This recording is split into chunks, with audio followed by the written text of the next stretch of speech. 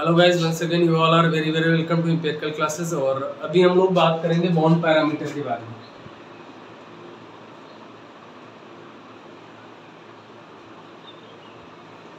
इसमें हम लोग पढ़ेंगे सबसे पहला पॉइंट बॉन्ड लेंथ, बहुत जरूरी है जानना, मतलब अबंध की लंबाई।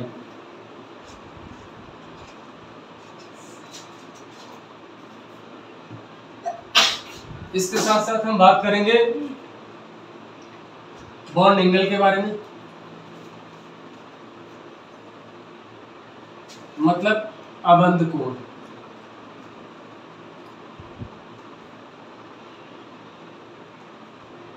ठीक है। और तीसरा पॉइंट जो हम लोग यहाँ पे डिस्कस करेंगे वो बॉन्ड एनर्जी के बारे में,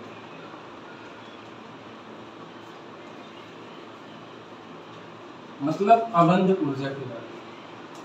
ये 3 पॉइंट हमें डिस्कस करनी है इस वीडियो। चलिए शुरू करते हैं। सबसे पहला point bond angle. Bond angle क्या होता है इसके बारे में डिस्कस करते हैं। ठीक है। बॉन्ड एंगल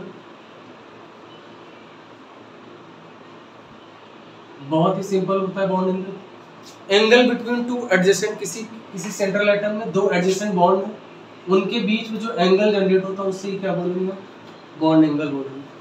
और बॉन्ड एंगल हम लोग किसके थ्रू डिसाइड करते हैं, हाइब्रिडाइजेशन के थ्रू डिसाइड।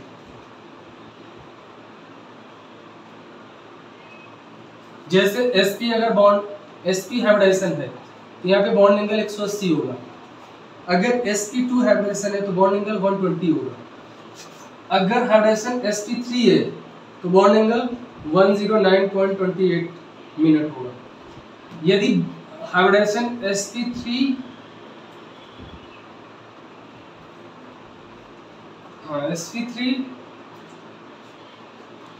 d नहीं, sp3 बस इतना ही रखते हैं, ऑर्गेनिक में बस इतना ही।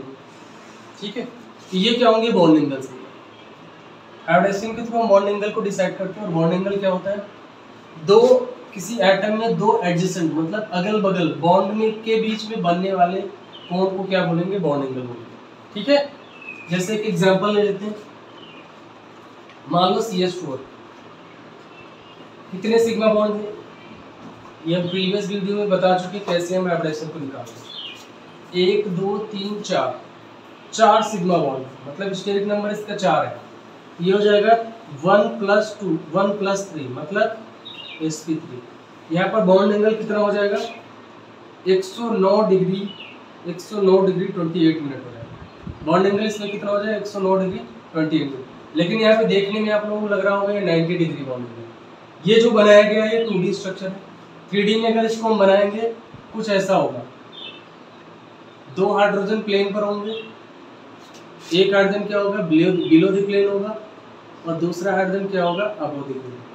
इनके बीच में अब जो बॉन्ड एंगल होगा वो 109 डिग्री 28 मिनट। ठीक है। ओके। नेक्स्ट जो हमारा पॉइंट है वो है बॉन्ड लेंथ। देखो बॉन्ड लेंथ क्या होती है।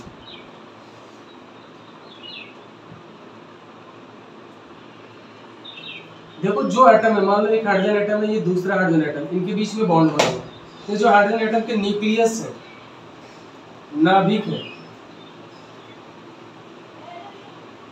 न्यूक्लियस, इनके बीच का जो डिस्टेंस होता है यही क्या है, बॉन्ड लेंथ है। यही अबंध की क्या है, लंबाई है। अगर हम डेफिनेशन की बात करेंगे तो distance between two nuclear, two bonded nuclear, distance between two bonded nuclear, दो अबंधित न्यूक्लियस के बीच का जो डिस्टेंस होगा वो क्या कहलाएगा, बॉन्ड लेंथ कहलाएगा। और एक बात और ध्यान से समझ लो, जितना ज्यादा बॉन्ड लेंथ होगी उतना ही वो बॉन्ड क्या होगा, कमजोर होगा, उतना ही वो बॉन्ड क्या होगा, वीक होगा। जैसे कार्बन कार्बन सिंगल बॉन्ड, और कार्बन कार्बन डबल बॉन्ड, और कार्बन कार्बन ट्रिपल बॉन्ड। तो जैसे जैसे number of bonds means bond order बढ़ता जाता है, वैसे वैसे क्या होता है, बॉन्ड की लेंथ कम होती जाती है और बॉन्ड एनर्जी क्या होती जाती है, बढ़ती जाती है। ठीक है। मतलब वो उतना ही बॉन्ड क्या होता है, मजबूत होता है। इन तीनों में अगर हम बात करें तो ये स्ट्रॉन्ग बॉन्ड होगा, ये उससे वीक होगा और ये सबसे वीक होगा। ठीक है, दो बॉन्ड। अब बात हम लोग कर लेते हैं बॉन्ड एनर्जी के बारे में। किसी भी बॉन्ड को बनाने के लिए या किसी भी बॉन्ड को तोड़ने के लिए जो एनर्जी चाहिए होती है, बॉन्ड एनर्जी की अगर हम बात करें, अबंध ऊर्जा की बात करें, किसी बॉन्ड को बनाने के लिए, किसी भी बॉन्ड को अबंध को बनाने के लिए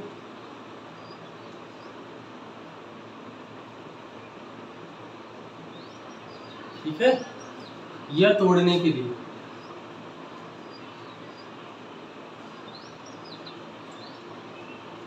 जो एनर्जी, जो ऊर्जा चाहिए होती है, खर्च होती है या रिलीज होती है, ठीक है, मुक्त होती है, जो ऊर्जा खर्च होती है या मुक्त होती है,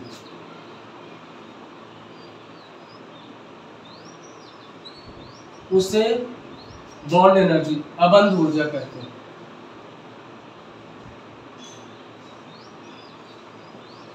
उसे अबंध ऊर्जा कहते हैं।